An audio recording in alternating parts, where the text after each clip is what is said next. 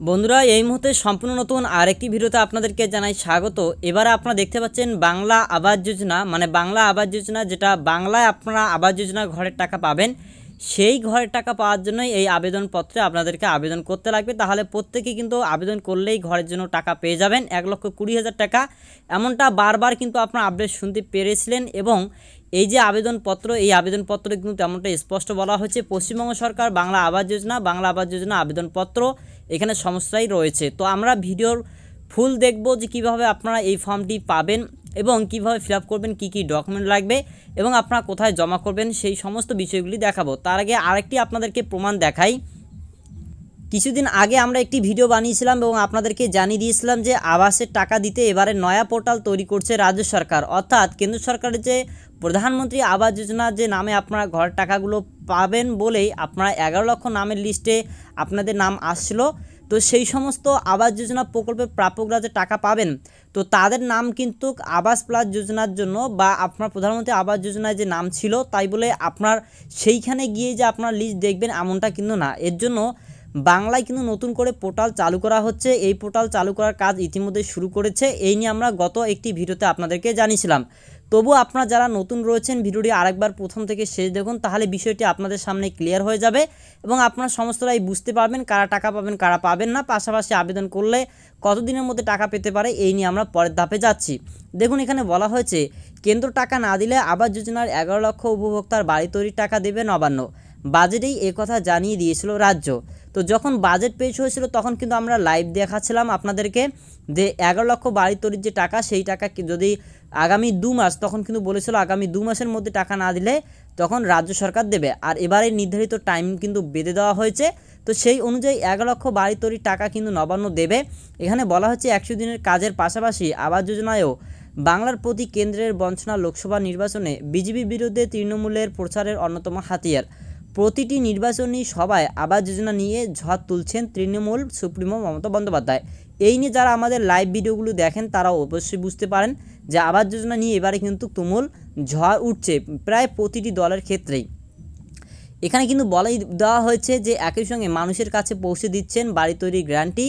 নির্বাচন মিটলেই এই প্রতিশ্রুতি পূরণের কাজ শুরু করতে এখন থেকেই কোমর বাঁধতে শুরু করেছে রাজ্য প্রশাসন। তৈরি রাখা হচ্ছে পৃথক পৃথক পোর্টাল। দেখুন এখানে স্পষ্ট বুঝতেন যে নির্বাচন মিটলেই এই প্রতিশ্রুতি পূরণের কাজ শুরু করতে এখন থেকেই কোমর বাঁধতে শুরু করেছে কিন্তু রাজ্য প্রশাসন। এই যে ভোট মিটলেই আপনাদের হয়ে যাবে রেজাল্ট 4 জুন, তারপর থেকেই কিন্তু এই যে আপনাদের ঘর পাওয়ার কাজ কিন্তু শুরু হবে। ফর্ম ফিল আপের কাজ ইতিমধ্যে শুরু হয়েছে। কিভাবে আমরা ফর্মটি ফিল আপ করবো এই বিষয়ে দেখাবো। তো এখানে বলা হচ্ছে তৈরি রাখা হচ্ছে পৃথক পৃথক পোর্টাল। এই পোর্টালের মাধ্যমে বঞ্চিত আবাস উপভোক্তাদের বাড়ি তৈরির টাকা দেবে রাজ্য, অর্থাৎ যারা ইতিমধ্যেই প্রাপক তাদের প্রত্যেককে কিন্তু টাকা দিতে মরিয়া হয়ে উঠেছে রাজ্য সরকার।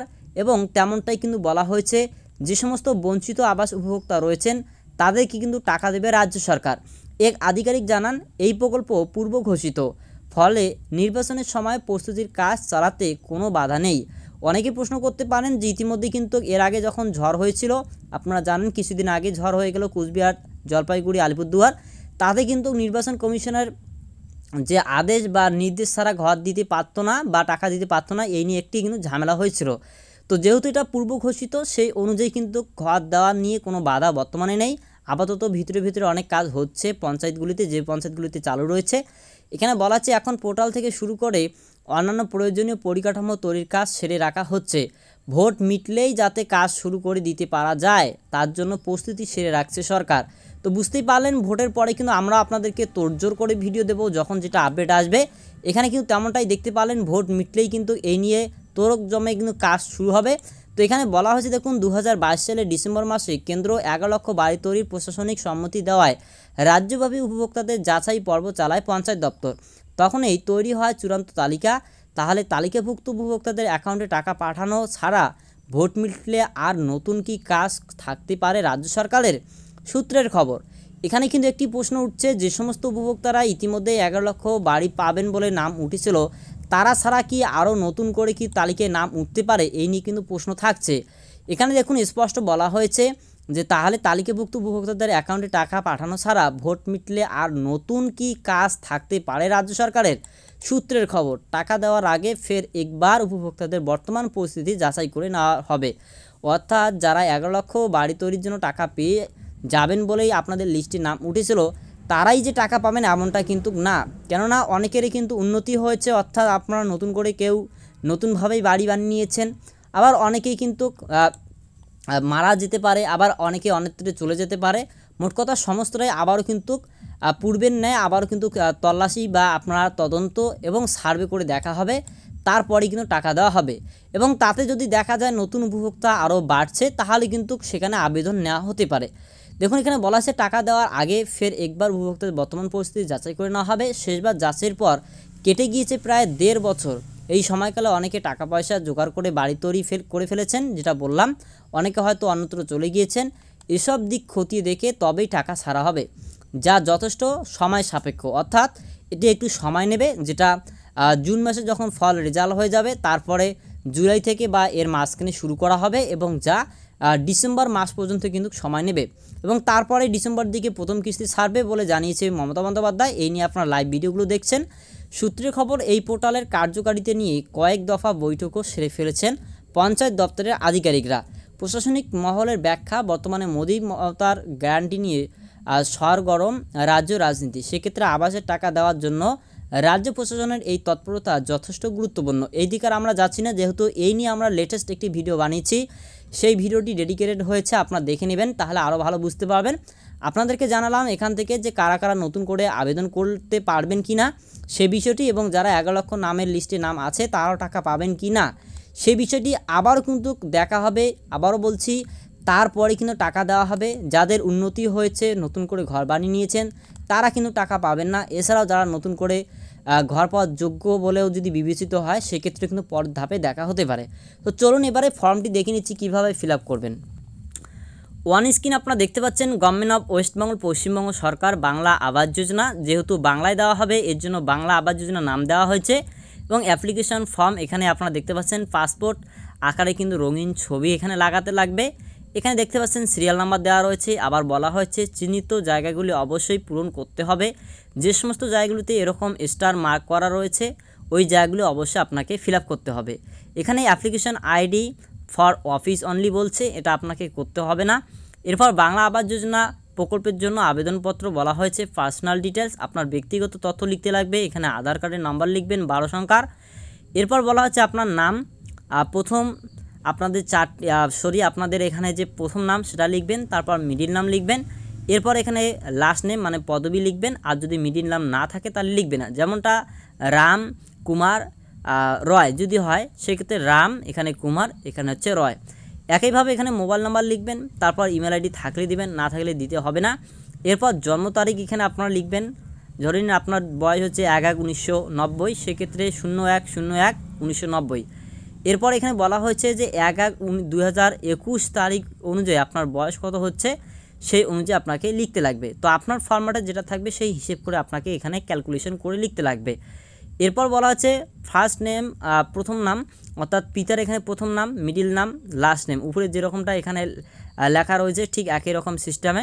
তারপর এখানে মায়ের নাম, এখানে আপনার স্বামীর নাম, যদিও স্বামীর নামটা কিন্তু স্টার মার্ক করা নেই। এরপরে দেখতে পাচ্ছেন এখানে কন্ট্যাক্ট ডিটেলসের কথা বলা হয়েছে।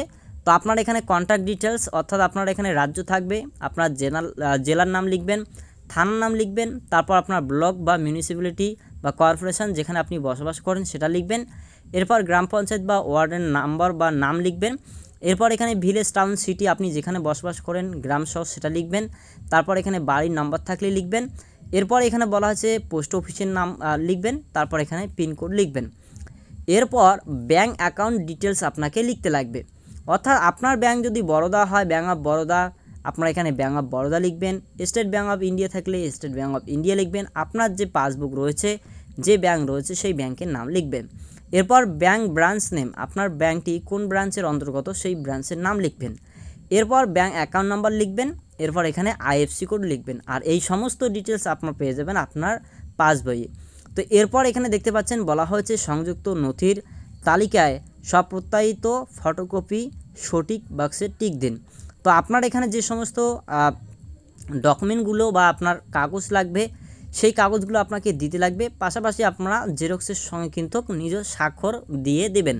তো এখানে বলা আছে পাসপোর্ট আকারের রঙিন ছবি, তো আপনারা এখানে টিক দিবেন আর দিয়ে আপনারা সেটা দেবেন। সেটা প্রথমেই কিন্তু আটকানোর অপশান রয়েছে, যেটা দেখিয়ে দিলাম। এরপর আধার কার্ডের কপি অর্থাৎ জেরক্স কপি দিবেন। এরপর এখানে বলা হচ্ছে আপনার যে ব্যাংকের পাসবই রয়েছে সেটার জেরক্স কিন্তু আপনারা দেবেন, এখানে টিক দিবেন। এছাড়াও অন্যান্য কোনো যদি ডকুমেন্ট আপনারা দিতে চান সেটা কিন্তু দিতে পারেন। তো এই ছিল ফর্ম ফিল আপ এবং কী কাগজ লাগবে সেই সমস্ত তথ্য। এবার এখানে বলা আছে দেখুন, এখানে কিন্তু স্পষ্ট করে বলা হয়েছে যে আমি পশ্চিমবঙ্গের বাসিন্দা। আপনার সেলফ ডিক্লারেশন হিসেবে কী থাকছে, আপনাকে অবশ্যই পশ্চিমবঙ্গের বাসিন্দা হতে হবে এবং আমি কোনো ধরনের নিয়মিত সরকারি চাকরি থেকে কোনো মাসিক আয় বা পেনশন পাই না। এছাড়া বলা আছে আমার জমা করা সমস্ত নথি এবং তথ্য আমার জানা মতো এবং সত্য। যদি নথি বা তথ্য মিথ্যা প্রমাণিত হয় তাহলে আমার বিরুদ্ধে পদক্ষেপ নেওয়া হবে এবং এই প্রকল্পের সুবিধা বন্ধ করে দেওয়া হবে। এই হিসেবে আপনি একটি স্বাক্ষর দিচ্ছেন বা এই বলে এখানে তারিখ এবং এখানে আপনার আবেদনকারীর স্বাক্ষর এখানে বসাতে লাগবে বা লিখতে লাগবে। তো এই ছিল সমস্ত ফর্মটি ফিল আপ এবং কী কাগজ লাগবে A to Z দেখিয়ে দিলাম। এটি ইতিমধ্যে অনেক গ্রাম পঞ্চায়েতে ফর্ম ফিল আপ শুরু হয়েছে। যদি আপনার এলাকায় না হয় একটু খোঁজ নিয়ে দেখবেন। আর এই ফর্মটি আপনার গ্রাম পঞ্চায়েতেই কিন্তু পেয়ে যাচ্ছেন, সেখান থেকে কিন্তু নিয়ে ফর্ম ফিল আপ করে এখানে আটা চিপকে দিয়ে আপনার ফর্মটি ফিল আপ করতে পারেন। যদিও আপনার এলাকায় এখনও পর্যন্ত চালু না হয়ে থাকে, ভোটের পরে চালু হলেই কিন্তু আমরা আবারও আপনাদেরকে জানাবো। ইতিমধ্যে আপনারা অবশ্যই এই ফর্মটি ফিল আপ করে জমা করুন, তাহলে কিন্তু আপনারা ঘরের জন্য 1,20,000 টাকা পর্যন্ত পেয়ে যাবেন। এ ধরনের আপডেটগুলি পাওয়ার জন্য আপনারা অবশ্যই আমাদের চ্যানেলটিকে সাবস্ক্রাইব করতে পারেন, পেজটিকেও ফলো করতে পারেন। পরবর্তী আপডেট নিয়ে আসছি, ততক্ষণে ভালো থাকবেন, সুস্থ থাকবেন।